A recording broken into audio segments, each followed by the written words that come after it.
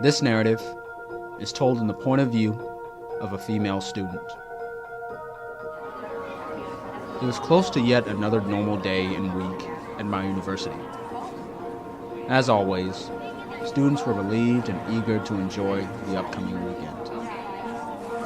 Even though I was well aware that weekends come and go so quickly, I still look forward to them. Any amount of time to get some relief from the stress of school is more than welcome in my book. As I walked into the last of my 4 classes for the day, things were normal as always.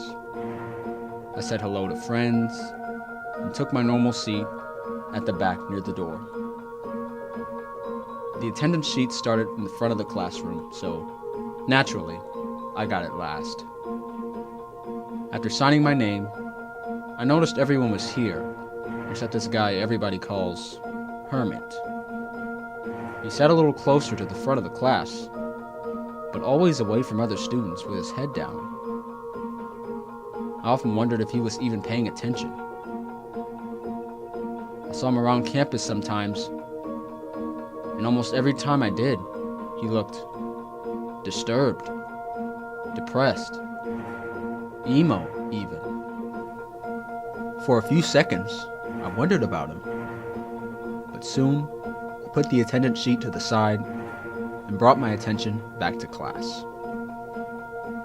Our laid-back professor, Professor Mims, didn't feel like teaching that day and asked us if he wanted to watch Netflix. A movie on the last day of a work week was like a Christmas miracle, so the obvious answer was yes. We searched through countless Netflix originals and movies to find something. I didn't watch a lot of movies, so I didn't care which one it was. Before long, we picked one and began watching.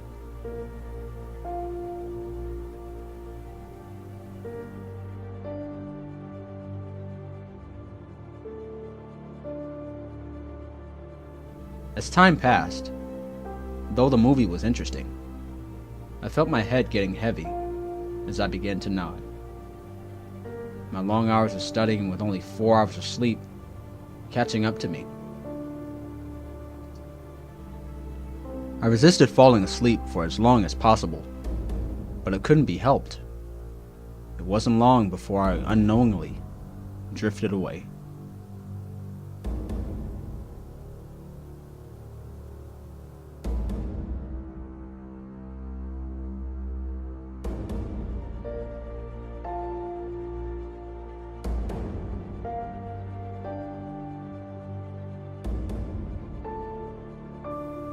I woke up from a nap that felt like it only lasted 10 seconds.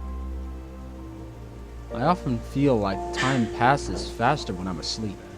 I felt refreshed, but had no recollection of what had happened.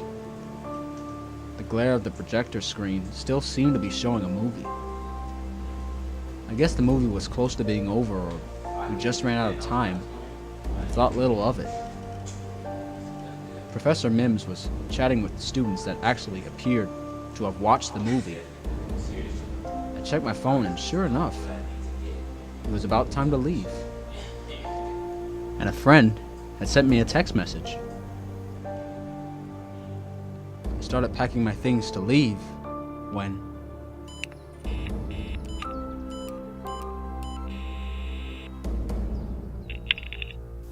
Attention students, faculty, and staff. We are going to immediate lockdown. This is not a drill. I repeat, this is not a drill. we all scattered and hid under our desk and turned off all the lights. I was closest to the door, which made me uneasy. The door had a window that nobody could cover up, and that only made things worse. I wanted to move, but didn't want to take any chances. We stayed under our desk for what felt like forever, hoping for the best.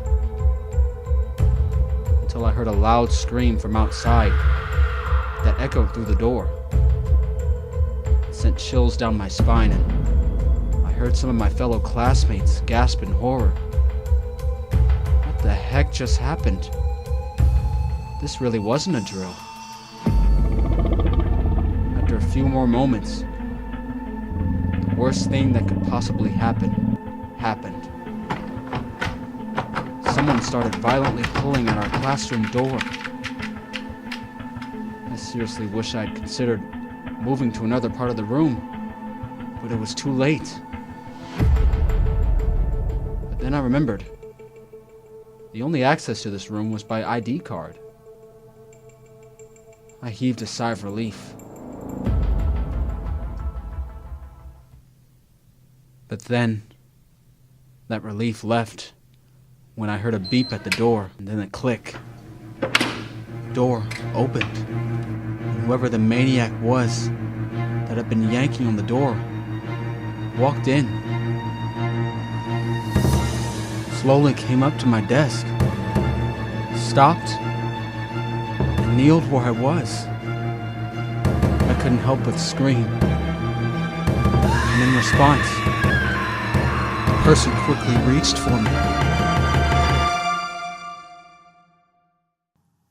One would think that I would be dead at this point, but thanks to my classmates and professor, the intruder was subdued. And to many, but not everyone's surprise, it was Hermit. Campus police soon came and took over. It was reported that Hermit held someone at the front desk at gunpoint and even stabbed a professor with a kitchen knife. The reason? A low grade on an assignment. It's amazing and terrifying what anger can make you do and why it makes you do it. Though I had escaped with my life, I was still hurt, mentally. Occasionally, I've had nightmares about the incident, both at home and sometimes in the middle of my classes. I never sat near a door with a window ever again. I was, and still am, traumatized.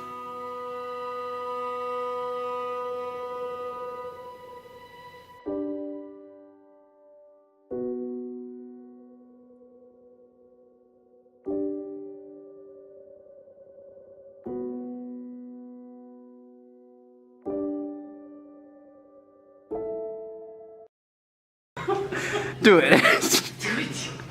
No. 3, 2, 1. Oh my gosh. No. Oh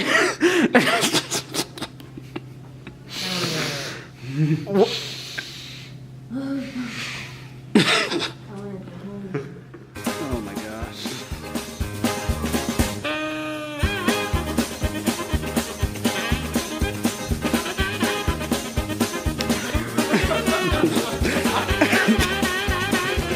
What the?